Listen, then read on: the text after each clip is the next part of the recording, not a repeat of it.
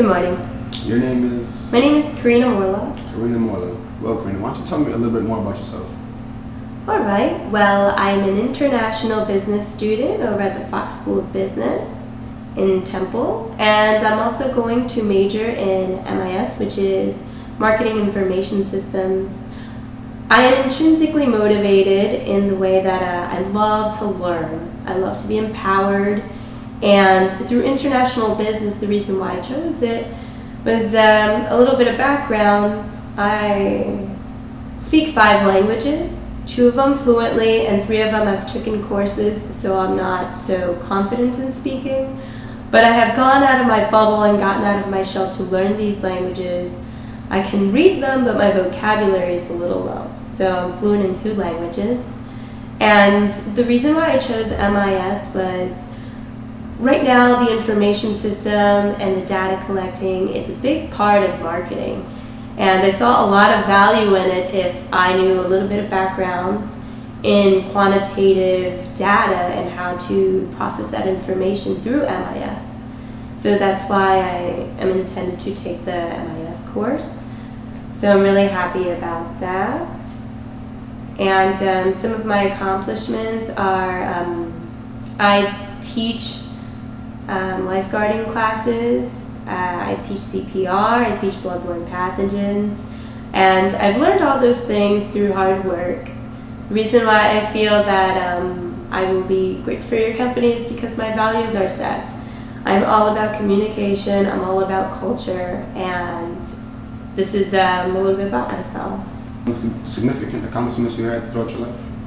Absolutely. One of my most significant accomplishments includes me, like I mentioned before, with the pool. I started off as a non-swimmer. I was a stand-up lifeguard where I stood around and watched the baby pool all day. My boss at the time, I was kind of the laughing joke of the pool because I couldn't swim and I was the lifeguard. So they were just like, you don't deserve the lifeguarding title. My boss saw this as a form of, kind of taking me under her wing. So she saw some individualized consideration and really started to work on me. She set a goal for me and she made me enter the pool every day during my break and swim 20 laps. So for that summer I swam every day during my break 20 laps. By the end of the summer I was a swimmer. The next year I came back and I certified to be a swimming lifeguard. From that moment on, I moved up in my career, constantly with intrinsic motivation, and because that individualized consideration that was placed, I was able to achieve more goals.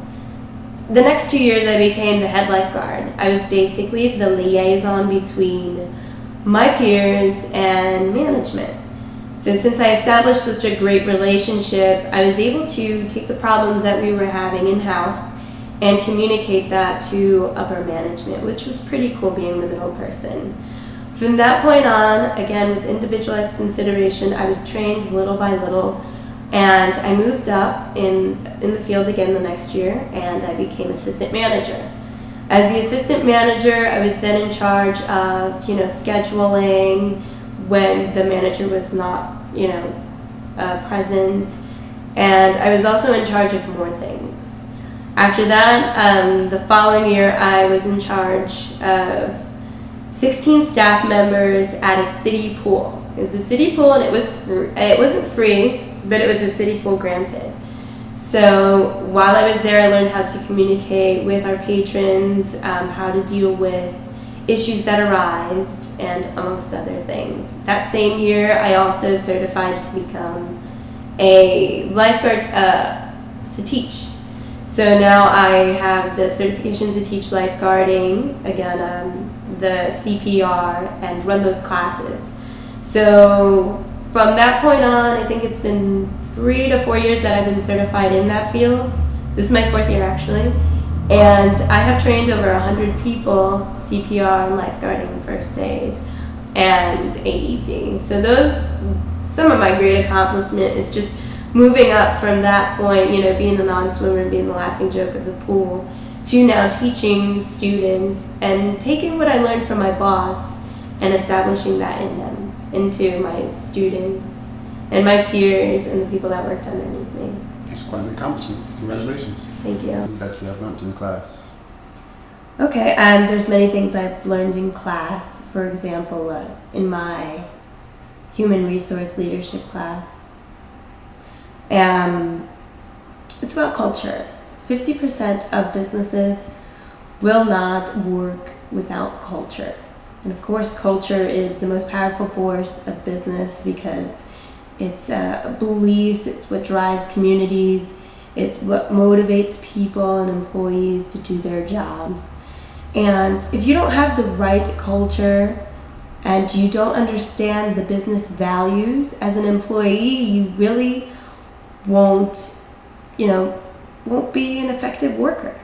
So knowing what culture is and what the business values and mission statements are, the attitudes of the employees and the group of people will develop over time.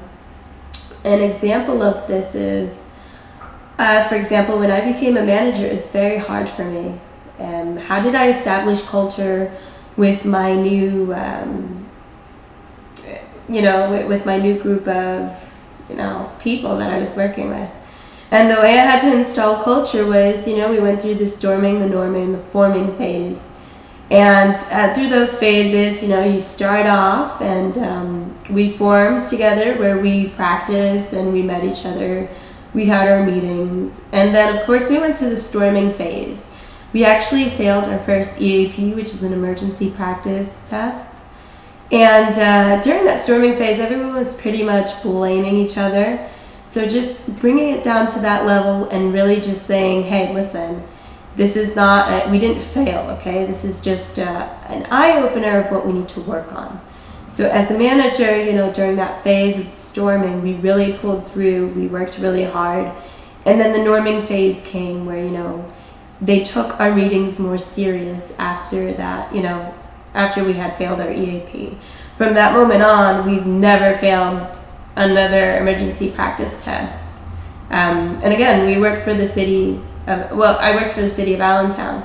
So, you always constantly have the media watching you. The mayor constantly was at our pool. So it's the kind of thing where you really had to be ready for any emergency situation, riots, like all the above.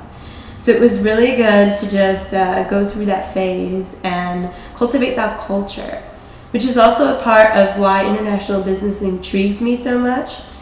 Culture is just around us all, and the more I understand about your culture, the more we will be able to work together and come towards a common value and meet a common goal through intrinsic motivation or extrinsic motivation, whether it's job enriching or empowerment or knowledge base. So that's one of the great things I learned. Some of my weaknesses while I was studying in that class, my biggest weakness was my business vocabulary. I really need to work on that. So the way I became, more adamant in speaking with business language and cultivating that into my culture and values was I started reading the Wall Street Journal, just how my professor, said we should do every morning. And it wasn't like I sat there and actually read all the articles. It's just if something intrigued me, if something was interesting, and it had something to do with a global aspect, I would sit and I would read it. So those are the things that I learned in class, and they've definitely made me a better person and definitely empowered me to being more, culturally aware and how to communicate with one another, and it definitely makes me an asset to your company in many forms. That was very informative. Thank you. Thank you.